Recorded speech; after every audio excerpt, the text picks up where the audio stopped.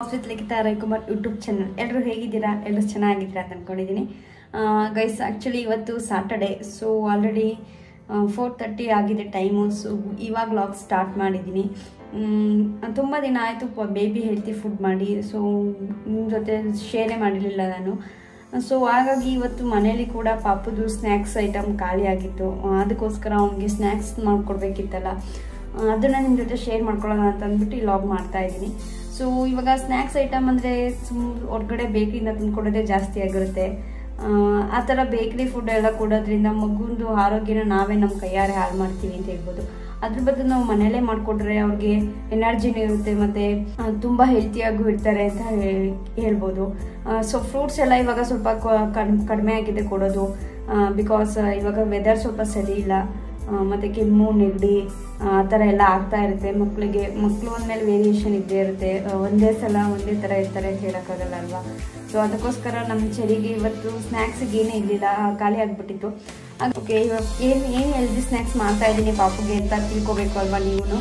So ಬನ್ನಿ ನೋಡೋಣ ಯಾವುದೇ ಹೆಲ್ದಿ ಸ್ನ್ಯಾಕ್ಸ್ ಮಾಡ್ತಾ ಇದ್ದೀನಿ ಅಂತ. ಸೊ ಇದು ಒಂದು ಫ್ರೆಂಡ್ಸ್ ಮಕಾನ್ ಅಂತ ಹೇಳಿ, ಇದನ್ನು ಲೋಟಸ್ ಸೀಡ್ಸ್ ಅಂತಲೂ ಹೇಳ್ತಾರೆ, ಮತ್ತು ಕನ್ನಡದಲ್ಲಿ ತಾವರೆ ಹೂವಿನ ಬೀಜ ಅಂತ ಹೇಳ್ತಾರೆ. ಸೊ ಇದು ಕೊಡೋದ್ರಿಂದ ಏನು ಯೂಸ್ ಅಂತಂದರೆ ಮಗುಗೆ ಎನರ್ಜಿ ಲೆವೆಲ್ ಇಂಪ್ರೂವ್ಮೆಂಟ್ ಆಗುತ್ತೆ, ಮತ್ತು ಪ್ರೋಟೀನ್ ಜಾಸ್ತಿ ಇರುತ್ತೆ, ಮತ್ತು ಕಾರ್ಬೋಹೈಡ್ರೇಟ್ ಆಗಿರ್ಬೋದು, ಅಥವಾ vitamin A, omega fat 3, calcium, iron, ಅದೆಲ್ಲ ತುಂಬ ಹೆವಿ ಇರುತ್ತೆ ಇದರಲ್ಲಿ. ಮತ್ತು ಅದು ಅಲ್ಲದೆ ಇದು ಆ್ಯಂಟಿ ಬ್ಯಾಕ್ಟೀರಿಯಾ ಕೂಡ ಆಗಿರುತ್ತೆ. ಸೊ ಹಾಗಾಗಿ ಇದರಲ್ಲಿ ನಾವು ಮಗುಗೆ ಫುಡ್ ಮಾಡ್ಕೊಳ್ಳೋದ್ರಿಂದ ಅವರು ತುಂಬ ಹೆಲ್ತಿಯಾಗಿರ್ತಾರೆ ಅಂತ ಹೇಳ್ಬೋದು. ಮತ್ತು ಫ್ರೆಂಡ್ಸ್, ಮೋಷನ್ ಮಾಡ್ತಾ ಇರಲ್ಲ ತುಂಬ ಜನ ಮಕ್ಕಳು, ಸೊ ಅದೇ ಒಂದು ಪ್ರಾಬ್ಲಮ್ ಆಗಿರುತ್ತೆ.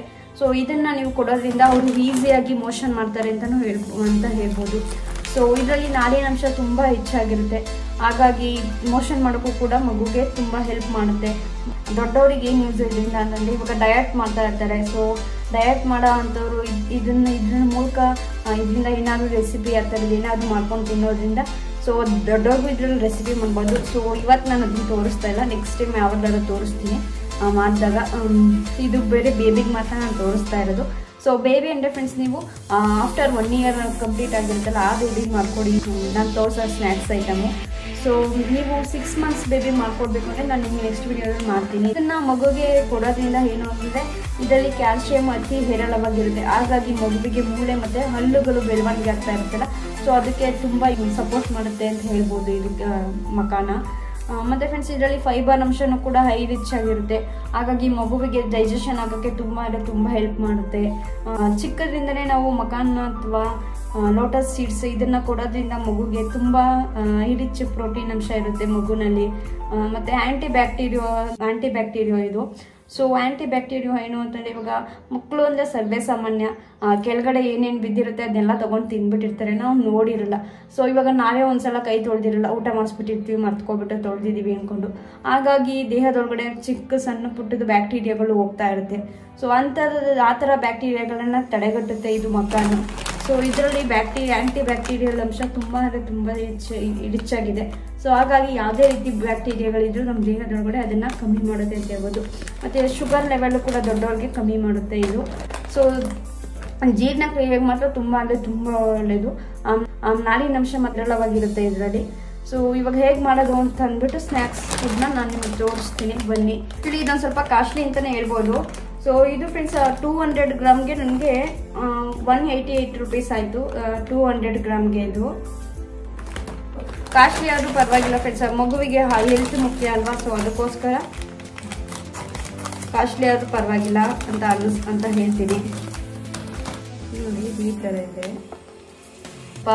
ನಾಳೆ ಊರಿಗೆ ಹೋಗಬೇಕು, ಹಾಗಾಗಿ ಸ್ವಲ್ಪ ಬೇಗ ಕ್ವಿಕ್ಕಾಗಿ ವಿಡಿಯೋ ಮಾಡಬೇಕು, ಅದಕ್ಕೋಸ್ಕರ ಈ ಸಿಂಪಲ್ ತಗೊಂಡು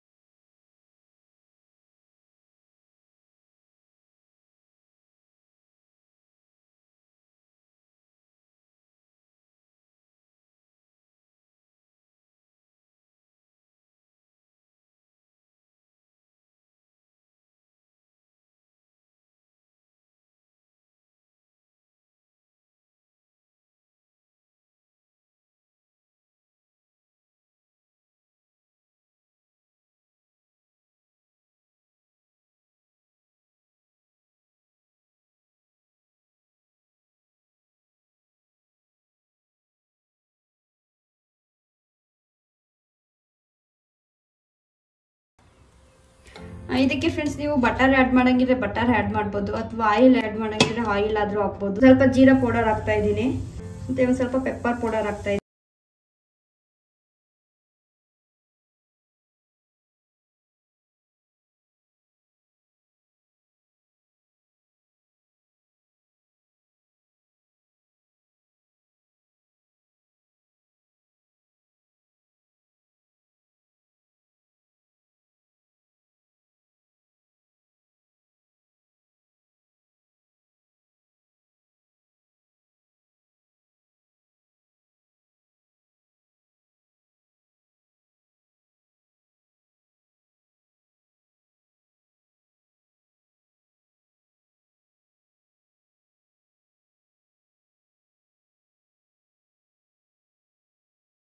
ಇಯರ್ ಆಲ್ರೆಡಿ ಕಂಪ್ಲೀಟ್ ಆಗಿದೆಯಲ್ಲ, ಸೊ ಅದಕ್ಕೋಸ್ಕರ ನಾನು ಸ್ಯಾಲ್ಟ್ ಆ್ಯಡ್ ಮಾಡಿ ಕೊಡ್ತಾ ಇದ್ದೀನಿ. ಸೊ ತುಂಬ ಚೆನ್ನಾಗಿದೆ ಫ್ರೆಂಡ್ಸ್. ಕ್ರಿಸ್ಪಿನೆಸ್ ಕೂಡ ಅಷ್ಟೇ ಚೆನ್ನಾಗಿದೆ. ಸೇಮ್ ಕಡಲೆಪುರಿ ಇರುತ್ತಲ್ಲ ಅದೇ ರೀತಿಯೇ ಇದೆ. ದೊಡ್ಡವ್ರಿಗೆ ಏನಾದರೂ ಮಾಡೋದಾದರೆ ನಾನು ನೆಕ್ಸ್ಟ್ ಟೈಮ್ ತೋರಿಸ್ತೀನಿ. ಸೊ ಅವ್ರಿಗಂತೂ ತುಂಬ ಚೆನ್ನಾಗಿರುತ್ತೆ.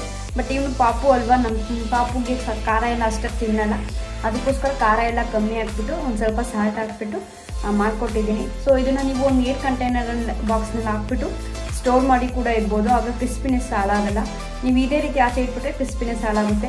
ಸೊ ಬಿಟ್ಟು ಮತ್ತು ಫ್ರೆಂಡ್ಸ್ ನನ್ನ ವೀಡಿಯೋಸ್ ಎಲ್ಲ ಹೇಗೆ ಬರ್ತಿದೆ ಅಂತ ಹೇಳಿ, ಚೆನ್ನಾಗಿ ಬರ್ತಿದೆಯಾ ಹೇಗೆ ಏನು ಅಂತಂದ್ಬಿಟ್ಟು ದಯವಿಟ್ಟು ಕಮೆಂಟ್ ಬಾಕ್ಸಲ್ಲಿ ಕಮೆಂಟ್ ಮಾಡ್ತೀವಿ. ಸೊ ನಿಮ್ಮ ಕಮೆಂಟ್ ನೋಡೋದ್ರಿಂದ ನನಗೂ ತುಂಬ ಖುಷಿಯಾಗುತ್ತೆ. ನನಗೂ ಒಂದು ಸ್ವಲ್ಪ ಹೋಪ್ ಬಂದಂಗೆ ಆಗುತ್ತೆ, ಎಷ್ಟು ಚೆನ್ನಾಗಿ ಮಾಡ್ತಾಯಿದ್ದೀನಿ ಏನೋ ಅಂತ ಅಂದ್ಬಿಟ್ಟು.